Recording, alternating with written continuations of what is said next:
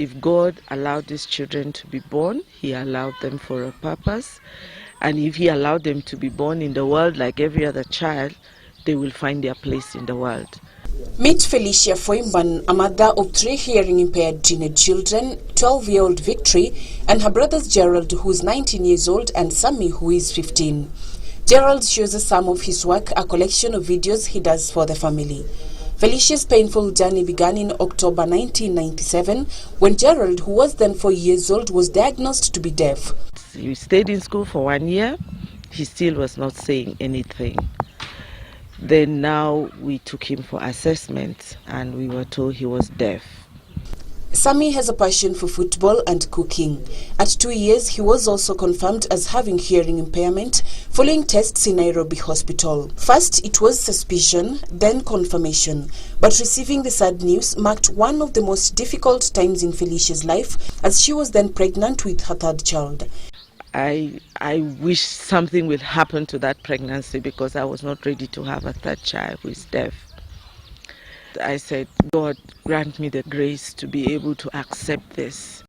The divine promise gave her strength when Victory, born in March 2000, was confirmed deaf 2 years later.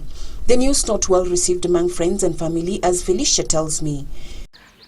Some even said it must be witchcraft. Some said maybe I was a bad mother. At some point, my husband was even accused. At the age of 12, Victory, who is also fondly known as Nini, has a passion for making jewelry. As we sample some of her beadwork, I get to learn the impressive steps the children have undergone, making Felicia a very proud mother. I think a parent with a hearing child cannot be able to appreciate when the value, the time, how much you need to put in for your child to just say one word. Determined to give the best to her children, the qualified executive bilingual secretary left her home country of Cameroon to settle thousands of kilometers away. I just wrote to schools in the UK and I asked them where in Africa could I be able to take my children to get the best education. And I was advised to come to Kenya. Together with her husband, who lives in Cameroon, they decided to enroll their children for auditory verbal education, which coaches hearing impaired children on skills that enable them to learn in mainstream schools alongside hearing children. But my problem with sign language is that it still makes the deaf person very dependent. You have to depend on an interpreter. That violates your right as a person. This comes with challenges owing to the high cost, a challenge that gave rise to Eden School for hearing impaired children. When a child is born and diagnosed with hearing impairment, it is the choice of a parent to either take them for spoken language training or for sign language training, and these ones here have opted for spoken language training. The school is dedicated to help hearing impaired children to learn to listen, talk, pursue a high academic level, and fully participate in a society in total independence. The objective for that is so that they are integrated into society like any other child, independently. Nini, Gerald and Sammy are among many other children with hearing impairment.